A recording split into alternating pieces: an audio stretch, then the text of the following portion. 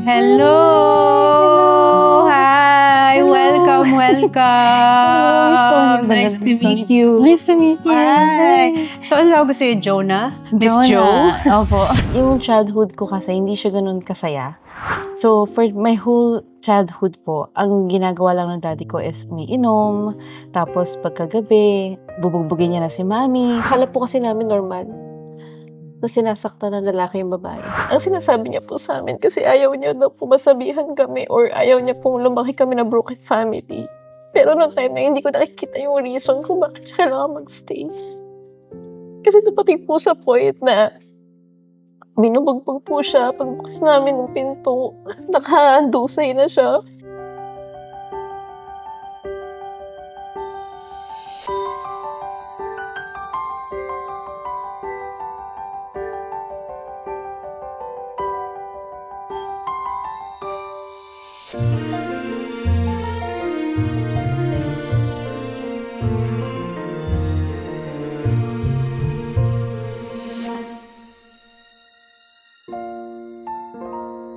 Saan yung office niyo? May office kami sa BGC, sa may Acralo Tower. Pero ikaw, saan ka talaga? Kami Cavite talaga kami. Cavite talaga. Bata. If you were to describe your childhood. Yung childhood ko kasi, hindi siya ganun kasaya. So, for my whole childhood po, ang ginagawa lang ng daddy ko is umiinom, tapos pagkagabi, bubugbugin niya na si mami. So, Ano yung nagtitrigger na magli-lead sa masasaktan si mami mo? every night, parang routine na yun na parang Every uusin mo night? every night. Walang pahinga? Wala. Parang yung mami ko po kasi nagtatrabaho siya sa government, sa health center sa Makati. Tapos, pag uuwi siya pa yung lahat, mamalengke, magluluto. Yung daddy ko po noon, nawala kasi siya ng work. And then, pagka gabi na, iinom na siya. Malalasing siya, tapos pabubugin niya na si mami. For no reason? For no reason. Wala po rason. Takot na takot ka na? Takot na kami, katago na kami kasi ayaw na namin makita yung pabubugbog. Kasi kahit po sa harap namin sinasaktan niya po si mami. And nung time na yun, wala kami magawa kasi bata lang po ako nun Ano yung pinaka-earliest memory mo? Ilang taong ka nun? Nung na-witness mo yun? Siguro po kinder. Oh. Eh, di ba ang baby? Sobrang sa mami. Tapos para makita mo. 5 years old. Tapos bunso pa po ako So, sobrang traumatic. super love ko si mami. Makita mo yung hero mo na Yes. sinasaktan ng ganun. Tapos wala ka magawa. Hindi nyo pinipigilan daddy nyo. Wala nagsastop sa kanya. Wala nagsasabing tama na. Yung sister ko po. Yung sister ko yung nagsasabi sa kanya na, tama na daddy. Every night yun, every night. Walang night na hindi. Parang may night po na wala. Pero, it's either nakatulog na siya dahil sa sobrang kalasingan or nasa labas pa po siya nakikipag-inuman. Sobrang traumatic. Super. Dalawa lang kami. And, yung sister ko kasi, more than me, siya yung medyo palaban. So, ako is, wala pa naman akong malaban Parang, wala pa akong say. Ang alam ko lang galit ako kay daddy. Tinanong nyo ba yung mami nyo at one point? Bakit niya inaalaw? Nung medyo siguro po nung parang high school na ako. Sabi ko, nung high school ka, sinasaktan pa rin? Opo. Grabe yung Hindi cycle. ko alam bakit siya nag-stay. Pero ang sinasabi niya po sa amin, kasi ayaw niya daw po masabihan kami or ayaw niya pong lumaki kami na broken family. Pero noong time na hindi ko nakikita yung reason kung bakit siya kailangan mag-stay. Kasi dumating po sa point na binubugbog po siya. Pagbukas namin ng pinto, nakahandusay na siya. Tapos wala na po siya mali. Akala namin patay na siya. Grade 4 po ako nun Hindi lumalaban mami mo? Hindi siya lumalaban. Tapos, nung nakita po namin yung situation na ganun, tumakbo kami ng ate ko. Naabutan yung ate ko ng daddy ko. Sinabanutan niya si ate. And ako po tumakbo ko hanggang dun sa may daan sa kalsada. Humihingi ako ng tulong. Tulungan niyo ako. Yung mami ko namatay. Kasi ako patay na. Pero ano nangyari sa mami mo na nahimatay na siya? Nahimatay po siya siguro sa sobrang trauma. Pain. Kasi pinalo po siya dito sa back ng head niya. Ng something na matigas.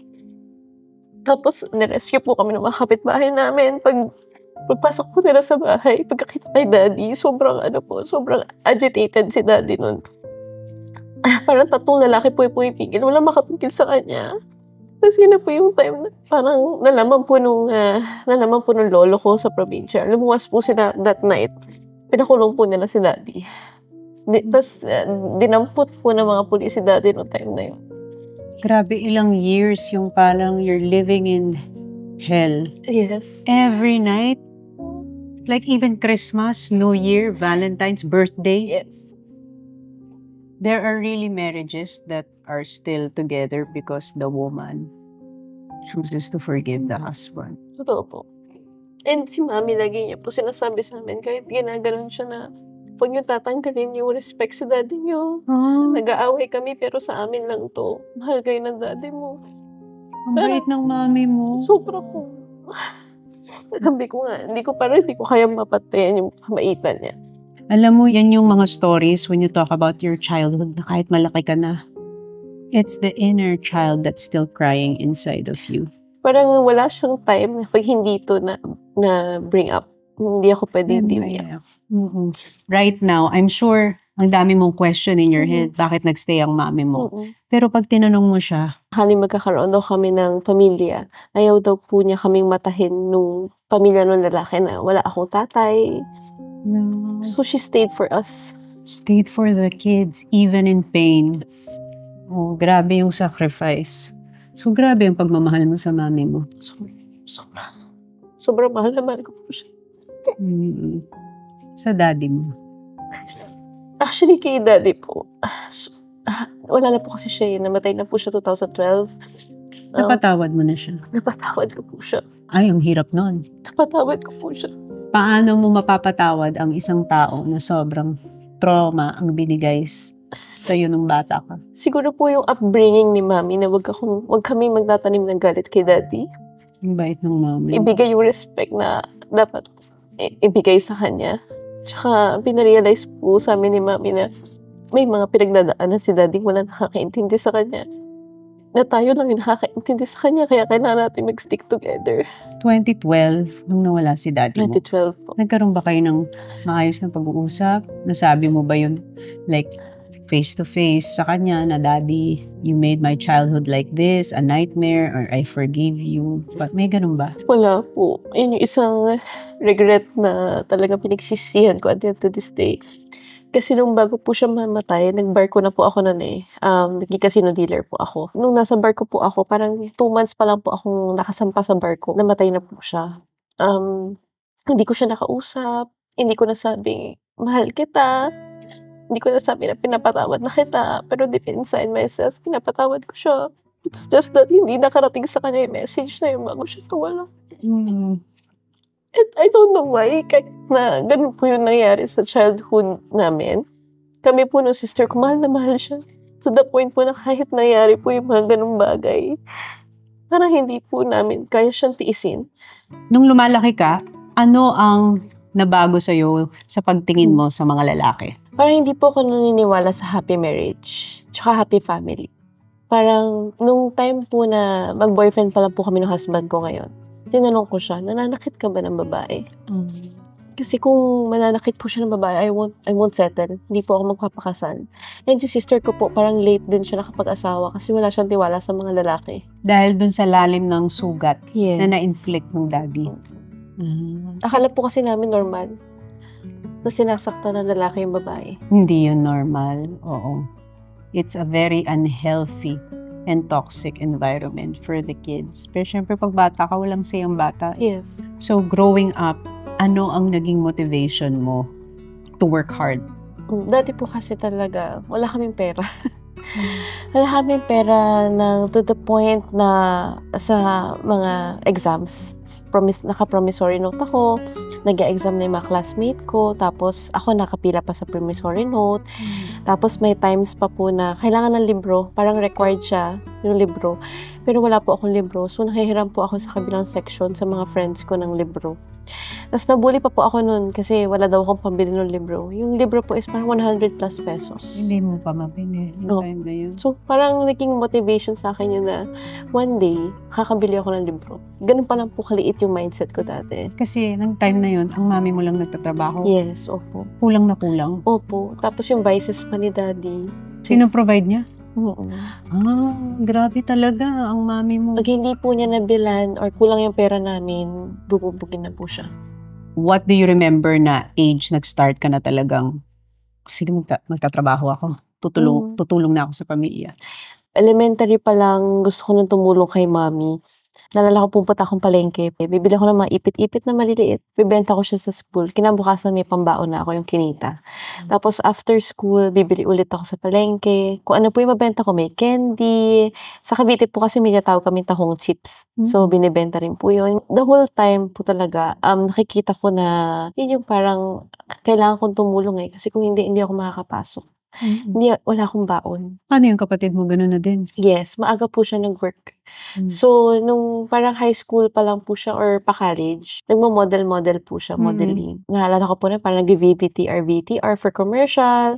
Tapos hanggang kinabukasan makaka-uwi siya ng 2,500. Tapos yun na po yung pangkain namin, pambaon namin. Kailan tumigil yung pananakit ng daddy mo? Siguro po nung college na po ako. Tagal, grabe. Kasi po nung college na po ako, nagkakasakit na siya, nanghihina na siya. Parang binawian siya ni Lord ng lakas. From drinking also, di ba? Yes. Pagbabayaran yun ng katawan. Opo. Tapos nagkaroon siya ng daming sakit, nagkaroon siya ng diabetes, meron din po siya something sa heart, meron din sa kidney. So, parang multiple organ po yung failure. Yes. Yun po yung kinamatay niya. Doon lang, napahinga yung mami niyo. Opo. Pero nung nagkakasakit siya, inaalagaan pa siya ng mami mo? Yes. Grabe. Until the very last day. Grabe ang mami mo talaga. Grabe po yung pagmamahal niya. Kahit po nung pagkamatay ni daddy, talagang parang hindi mo siya makakausap na ilang days. It's too much love. Yes. Diba? Tapos nung bata ka, ang dream mo talaga ay? Gusto ko pa maging dentist nun. Kaya lang sabi ni mami, anak, wala tayong pera. Mahal yung machines, mahal yung mga equipments, and pati tuition, ganyan. So, yung pangarap po actually ni mami na pagiging nurse, sa akin niya po pinush. So, nag-nursing po ako. Gusto mo talaga mag-nurse nun? Or Hindi po.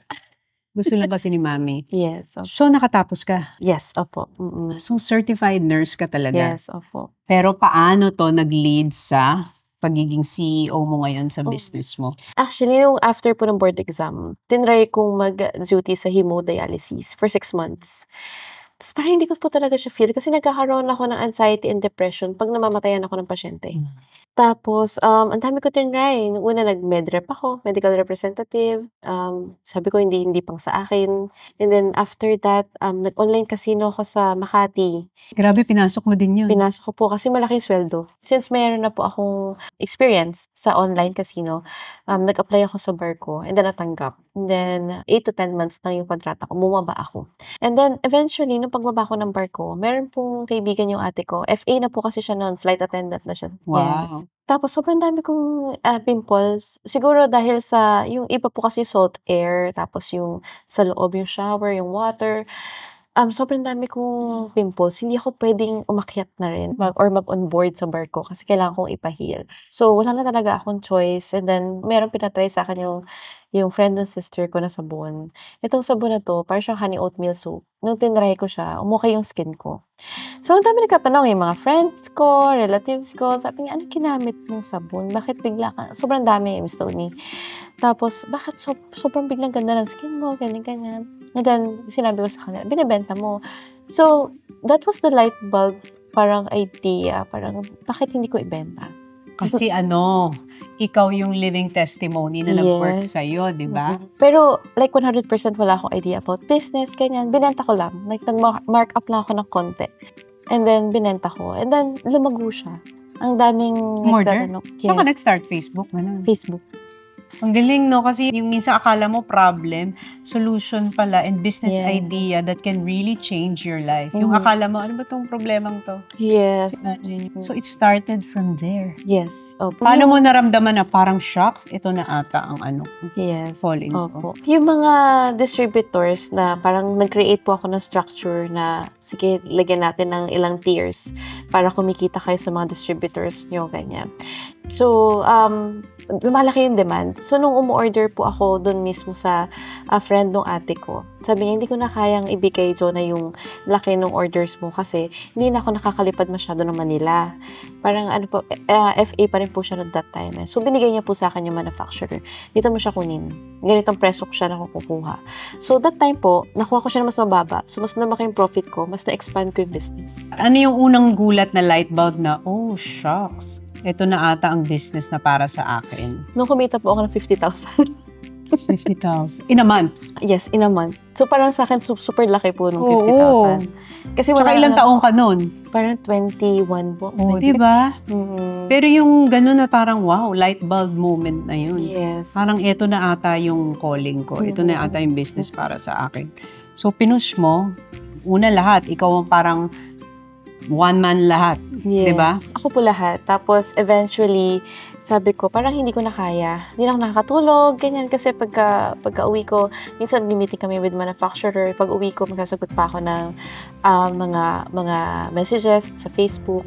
And then, magugupit pa ako ng mga stickers, magpapak pa ako. Ako po lahat eh. Sabi ko, mag-hire ako ng mga tao. So, yung mga kapitbahay namin, kinuha ko. So, binabayaran mo na lang sila. Kahit tagapak lang. Tapos eventually, sabi ko, nung nagbabazar na kami, parang feel ko kailangan ko na ng marketing. So, yung isa po sa distributor namin, kinuha ko siya as marketing head. Na wala rin po alam sa marketing. Alam mo talaga minsan lahat, na-navigate mo na lang along the way. Yes, opo. So, ano nang tawag mo dun sa business mo nung nag-start? Skin Potions. Skin diba? Potions, yung pangalan niya na po. Okay, doon na talaga nag-start Yes. yan. Pati name, ikaw nag-isip na? Opo. Okay. And then eventually, nag-offer yung manufacturer ng kita niya ng laki order ng soap, offer siya ng ibang variant ng soap.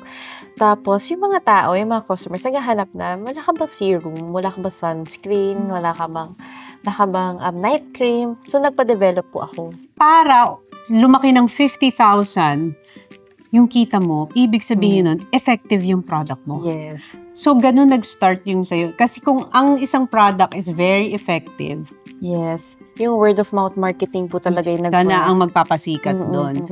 Paano na nabago yung buhay mo nung start mo yung Skin Potion? Nakabili po ako ng sarili kong sasakyan. Wow. Kasi Achievement dati, yun. Dati, nag-commute kami, going do sa manufacturer, tapos magbubook kami ng taxi, tapos may mga dala kaming box. So, sabi ko, kailangan ko na ng kotse. Kasi nahihirapan ako pabalik-balik sa manufacturer. Ako rin yung kumukuha, nagpipick up. Tapos pag may meeting kami, ako rin yung pumupunta. Tapos eventually, ang dami kong pangangailangan na nasusolve because may pera na ako. Nakakapagbigay na ako ng malaki sa parents ko. Nakakapag-provide na ako. And sa sister ko. Di tuwan-tuwa ang mami mo. Yes. Opo, tuwan-tuwa siya. Masarap sa feeling ng binibigyan mo na siya. Kasi hindi niya in-expect na mag-excel kami parehas ng sister ko. Tapos, dumating po yung time na sinabi ko sa sister ko na mag-resign ka na, umuwi ka na kasi kaya na natin. Oh, wow. So, nag-resign po siya. Tapos, pinagtulungan po namin yung brand. So, co-own po niya yung Skin Potion. Kailan yung first million nakita mo? 22 years old Ang po. first million mo? First million ko po Hindi, yun. gulat na gulat ka.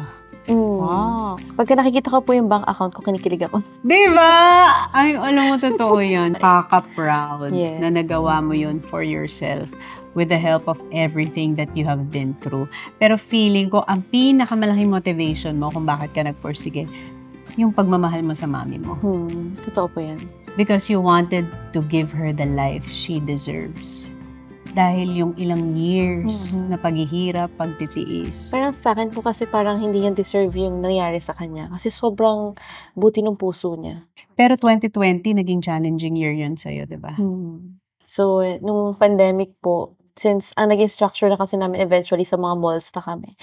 So, prior to pandemic, meron po kami 20 plus na stalls. Naging franchising na po kasi yung structure niya. And then eventually, nagkaroon ng pandemic. Kailangan magsara lahat ng malls. Isa sa parang, ano ko po yun parang rock bottom moment ko po. Dahil parang na-realize ko po na talagang kahit gaano kakataas, pwede kang bumagsak anytime. And parang nasa alapaap na nga po ako noon. Kasi sabi ko, okay na ako. In few years, okay na ako. Pero while yung pandemic po dumating, parang ang pinaka-last na gusto kong gawin is magtanggal ng tao. So, minintain ko po yung tao namin kahit wala nang ginagawa. Pinapasweldo ko po sila kahit wala na kaming pasok, wala na kaming masyadong orders. Lahat po ng, way of, transportation wala na rin. So, wala na rin yung mga deliveries, ganyan. And nung time ng pandemic parang hindi priority yung skincare and makeup. So, parang nag-turn around po yung mundo namin until Yes. nag-bleed po yung company.